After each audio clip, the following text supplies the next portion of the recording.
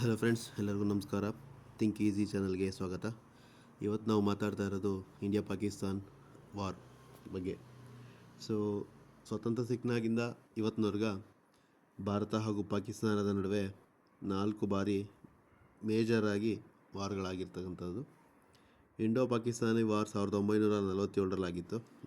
ಅದು ಬಂದುಬಿಟ್ಟು first Kashmir war ಆಗಿತ್ತು. ಎರಡನೇದಾಗಿ ಇಂಡೋ ಪಾಕಿಸ್ತಾನ್ ವಾರ್ ಬಂದ್ಬಿಟ್ಟು 1965ರಲ್ಲಾಗಿತ್ತು. ಅದನ್ನು ಆಪರೇಷನ್ ಗಿಬ್ರಾಲ್ಟಾರ್ ಅಂತ ಕೂಡ ಕರೀತಾರೆ. ಅದಾದಮೇಲೆ ಇಂಡೋ ಪಾಕಿಸ್ತಾನ್ ವಾರ್ 1971 ಕೂಡ ಆಗಿತ್ತು. ಅದನ್ನು ಬಾಂಗ್ಲಾದೇಶ್ ಲಿಬರೇಷನ್ ವಾರ್ ಅಂತ ಕೂಡ ಹೇಳ್ತಾರೆ.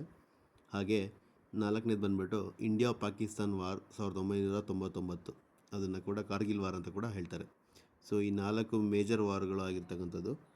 ಸೊ ಇವತ್ತು ನಾವು ಇಲ್ಲಿ ಡಿಸ್ಕಸ್ ಮಾಡ್ತಾ ಇರೋ ಈ ರೀಸನ್ ಬಂದುಬಿಟ್ಟು, ಮೊನ್ನೆ ರೀಸೆಂಟಾಗಿ ನಮ್ಮ ಕಾಶ್ಮೀರದಲ್ಲಿ ಏನಾಗಿರ್ತಕ್ಕಂಥ ಉಗ್ರ ಟೆರರಿಸಮ್ ಅಟ್ಯಾಕಲ್ಲಿ 28 ಜನ ಸಾವನ್ನಪ್ಪಿದ್ದಾರೆ. ಸೊ ಅದು ನಿಜಕ್ಕೂ ಖಂಡನೀಯ, ಹಾಗೂ ಅದಕ್ಕೆ ಭಾರತ ಸರ್ಕಾರದಿಂದ ತಕ್ಕ ಪ್ರತ್ಯುತ್ತರ ಸಿಗಲಿದೆ ಎಂದು ನಾವು ಭಾವಿಸುತ್ತೇವೆ.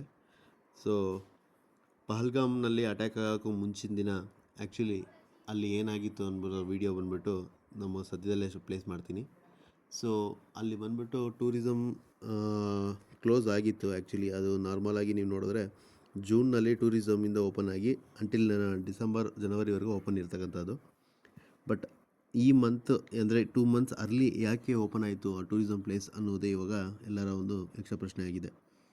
ಬಿಕಾಸ್ ಅದು ಓಪನ್ ಆಗೋಕ್ಕೂ ಮುಂಚೆ ಬಂದುಬಿಟ್ಟು ನಮಗಲ್ಲಿ ಮಿಲಿಟ್ರಿ ಸೇನೆಗಳನ್ನೆಲ್ಲ ರವಾನೆ ಮಾಡಬೇಕಾಗಿತ್ತು ಅಲ್ಲಿಗೆ, ಸೆಕ್ಯೂರಿಟಿ ಪರ್ಪಸ್ಗೆ. ಬಟ್ ಅದಾಗಿಲ್ಲ. ಸೊ ಈ ಕುರಿತಾಗಿ ಅಮಿತ್ ಶಾ ಅವರು ಕೂಡ ಸೇನೆಯವರೊಂದಿಗೆ ಹಾಗೂ ಹೈಯರ್ ಲೆವೆಲ್ ಅಧಿಕಾರಿಗಳೊಂದಿಗೆ ಚರ್ಚೆ ನಡೆಸ್ತಾ ಇದ್ದಾರೆ. ಸೊ ಇದ್ರ ಜೊತೆಗೆ ಜಮ್ಮು ಕಾಶ್ಮೀರದಲ್ಲಿ 3 ಮನೆಗಳನ್ನ ಇವರು ಇಂಡಿಯಾನ ಆರ್ಮಿಗಳು ನೆಲಸಮ ಮಾಡಿದ್ದಾರೆ ಪಹಲ್ಗಾಮಲ್ಲಿ. ಸೊ ಅದರಲ್ಲಿ ಮೇಯ್ನಾಗಿ ಬಂದುಬಿಟ್ಟು ನಮಗೆ ಲಾಸ್ಟ್ ಟೈಮು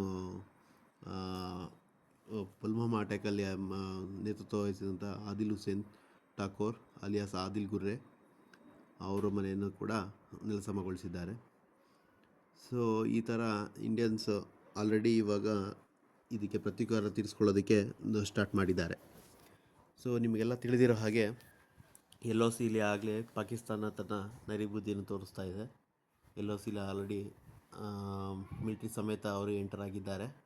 ಸೊ ನಮ್ಮವರು ಕೂಡ ಎಲ್ಲ ಸಿದ್ಧತೆಗಳೊಂದಿಗೆ ತಯಾರಿದ್ದಾರೆ. So most probably India Pakistan war ಆಗೋ ಎಲ್ಲ ಲಕ್ಷಣಗಳು ಕಾಣಿಸ್ತಾ ಇದೆ.